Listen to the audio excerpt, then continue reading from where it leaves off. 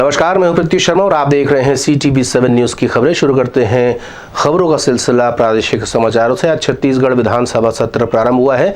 यहां पर दिवंगत नेताओं को श्रद्धांजलि अर्पित की गई है। साथ ही साथ सेना के वरिष्ठ अधिकारी जिनके हाल ही में देहांत हुआ था उन पर भी अपने श्रद्धा सुमन अर्पित किए गए हैं। उसके बाद विधानसभा का जो ये सत्र है स्थगित कर दिया गया है कल तक के लिए। इस विधानसभा के सदस्य रहे भाई देवव्रत सिंह जी का जो निधन है वो झकझोर देने वाला था। लगातार 4 बार विधायक के रूप में, सांसद के रूप में वे विधानसभा लोकसभा में सदस्य रहे और 52 साल के अल्पायु में ही इस दुनिया को छोड़ के चले गए। और जो खबर मिली वो अविश्वसनीय रहा। हम लोग को विश्वास नहीं होता था कि इतनी जल्दी हम सबको छोड़ के चले जाएंगे, लेकिन होने के सामने हम सब नतमस्तक हैं। भाई देवव्रत सिंह जी विधानसभा हो चाहे लोकसभा में हमेशा सक्रिय रहते थे। अनेक मुद्दों पे वो उसके गहरी पकड़ थी और उसके जो संभाषण हैं उससे परिलक्षित होता था वो कितने अध्ययनशील हैं और विषयों के जानकार हैं। तो अनेक विषयों में बहुत अच्छी सी बात उन्होंने रखी और वो इस सदन की संपत्ति के रूप में है। उसका जाने से निश्चित रूप से एक अपूर्णीय क्षति हुई है।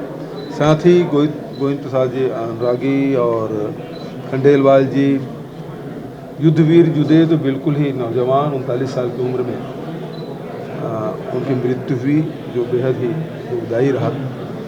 साथ ही राजेंद्र पाल भाटिया के साथ भी, मन्नू रामकच के साथ हम लोग विधानसभा में काम किए।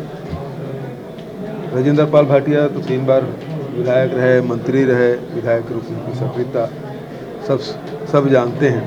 मन्नू राम जी का बहुत ही सहज सरल मिलनसार व्यक्ति और जब भी बस्तर हम लोग जाते थे उनसे मुलाकात होती थी।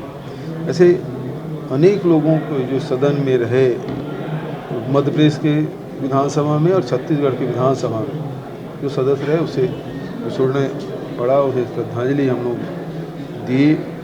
और साथ ही जो 8 दिसंबर को CDS विपिन रावत जी, उनकी धर्मपत्नी और साथ ही अन्य 11 अधिकारी और सेना के जवान जो शहीद निधन हुआ। छत्तीसगढ़ विधानसभा परिसर में ही भारतीय जनता पार्टी के विधायक दल की बैठक रखी गई थी। कार्यमंत्रणा यहां पर की गई है। साथ ही साथ में इस बात पर विस्तार से चर्चा की गई है कि किस तरीके से आगे की रणनीति तय करना है। इस बैठक में धान खरीदी के मुद्दे पर विचार किया जा रहा है। धर्मांतरण के मुद्दे को किस तरीके से उठाया जाएगा इस मामले को लेकर विचार किया गया है। साथ ही साथ कवर्धा का जो मामला है उसको लेकर के भी यहाँ पर विस्तार से चर्चा हुई है और इसे जोर शोर से उठाने की तैयारी की जा रही है। आक्रामक रूप आप सब लोगों ने देखा है कि 3 साल में सरकार विफल हो गई है। इनकी विफलता सामने में है और जनहित के सारे मुद्दे इस विधानसभा के माध्यम से उठाए जाते हैं। आज के प्रश्न में जो आया है कि 3 वर्षों में सरकार के द्वारा 51,000 करोड़ रुपए की कर्जा ली गई है, जिसमें मुख्य रूप से 15,000 करोड़ रुपए 3 वर्ष में ब्याज की पटाए हैं और 8,000 करोड़ रुपए कुल मूल चुका चुके हैं। सरकार बड़ी वाहवाही लूट रही थी कि हम बिजली बिल हाफ कर दिए हैं। 800 करोड़ रुपए आपने हाफ किया और जनता से 1,000 करोड़ रुपए आपने वसूल लिया कि आपकी अब कथनी और करनी। ये सारी चीज़ें हैं। विधानसभा कल से विधिवत रूप से चलेगी और बहुत सारे जनहित के मुद्दे उठाए जाएंगे। वहीं इस मामले पर बोलते हुए कृषि मंत्री रविंद्र चौबे का कहना है कि सवाल जिस अंदाज में पूछा जाएगा जवाब उसी अंदाज में दिया जाएगा। विपक्ष ने न केवल सवाल लगाए हैं, ध्यानाकर्षण और स्थगन के माध्यम से भी वो मुद्दे उठाने का प्रयास करेंगे। सदन में जब मुद्दे उठते हैं तो सरकार की ओर से जवाब देना ही होता है और सरकार पूरी तरह तैयार है। अब जिस तरीके से उनके प्रश्न होंगे उसी तरीके से उत्तर होगा। अगर छत्तीसगढ़ के विकास के लिए कुछ रचनात्मक बातें प्रतिपक्ष की ओर से आएगा तो निश्चित रूप से हम उनका सम्मान करेंगे और छत्तीसगढ़ के विकास के प्रति उनकी सोच को लेते हुए हम छत्तीसगढ़ के विकास की सारी संभावनाओं पे उत्तर देंगे। और केवल आलोचना पे के स्वर अगर होगा तो उत्तर उनको उसी तरीके से मिलेगा। छत्तीसगढ़ विधानसभा परिसर में ही एक नए कक्ष का लोकार्पण आज संपन्न हुआ है। छत्तीसगढ़ विधानसभा के अध्यक्ष चरणदास महंत और मुख्यमंत्री भूपेश बघेल के हाथों इसका लोकार्पण संपन्न हुआ।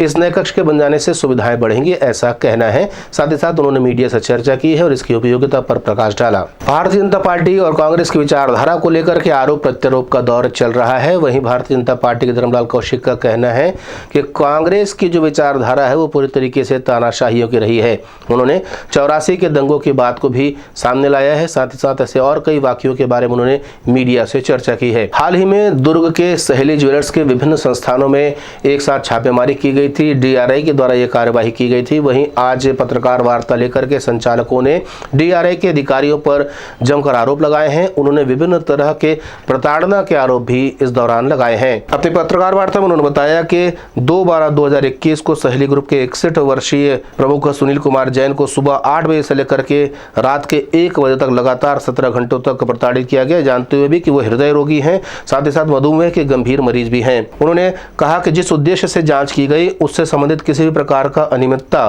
किसी प्रकार के साक्ष्य भी उन्हें नहीं मिले हैं। फिर भी उन्होंने जांच में पूर्ण सहयोग किया। इस बीच जब वे प्रताड़ित हो रहे थे तो वे स्वयं बाहर आकर के लोगों से मदद की अपील भी की। मैं TI साहब और CSP साहब और सारे पुलिस वाले और सारे पब्लिक से निवेदन करता हूं कि मेरी जांच की कार्रवाई सारे लोगों के सामने हो। ये अधिकारी लोग मेरी गलत कार्रवाई कर रहे हैं। मेरे जस्टिस पैसे को, जस्टिस होने को इन लोग गलत बताने की कोशिश कर रहे हैं और मेरे साथ सवेरे से बदतमीजी कर रहे हैं। ये बयान पूरा लिख ले मेरा, हो गया ना रिकॉर्डिंग, साहब को भेजते व्हाट्सएप पे। बताया जाता है कि जांच के दौरान संस्थान के स्टाफ के साथ बेवजह मारपीट तक की गई। मिली जानकारी के अनुसार जांच दल ने संस्थान के computer, hard disk, CCTV camera के फुटेज, फाइल्स और अकाउंट बुक्स बिना पंचनामा के अपने साथ ले गए हैं, जबकि उनके द्वारा अपने साथ ले जाने वाली सामग्री का पंचनामा तैयार कर उसकी एक कॉपी देने का नियम भी है और अनुरोध भी किया जाता रहा। इस तरह की कार्यवाही से स्थानीय व्यापारी वर्ग में जहां दहशत का माहौल बना हुआ है, वहीं ईमानदारी से व्यापार करने वाले व्यापारियों का मनोबल गिर रहा है। इस मामले को लेकर के छत्तीसगढ़ चैंबर ऑफ कॉमर्स की ओर से भी इन्हें समर्थन मिल रहा है। वहीं छत्तीसगढ़ राज्य में व्यापारियों के मन में व्याप्त भय को देख करके ये पत्रकार वार्ता उन्होंने ली है और मुख्यमंत्री से भी अनुरोध किया है कि छत्तीसगढ़ राज्य में शासकीय नियमों के अनुरूप पूर्ण ईमानदारी से व्यापार करने वाले व्यापारियों को समुचित सहयोग और सुरक्षा प्रदान की जाए। उन्होंने मीडिया से चर्चा करते हुए DRI के अधिकारी नितिन अग्रवाल पर गंभीर आरोप लगाए। उन्होंने कहा कि नितिन अग्रवाल इसके पहले भी जहां छापेमारी करते हैं और अगर उन्हें वहां कोई साक्ष्य नहीं मिलता है तो वहां पर वे मारपीट कर व्यापारियों को फंसाने की कोशिश करते हैं। 2/12 को सहेली ज्वेलर्स दुर्ग के प्रतिष्ठान और उनके निवास स्थान पर DRI वालों ने छापा डाला। सुबह 7 बजे से DRI के पूरे कर्मचारी आए थे, अधिकारी और कर्मचारी। वे सबके सब ईमानदारी से हमसे जैसा जैसा उन्होंने मांग की हमने उनके सामने प्रस्तुत किया और वो ईमानदारी से सब चल रहा था। करीब 1 बजे रात के DRI के नितिन अग्रवाल ने हमारे वहाँ कार्यरत मोहम्मद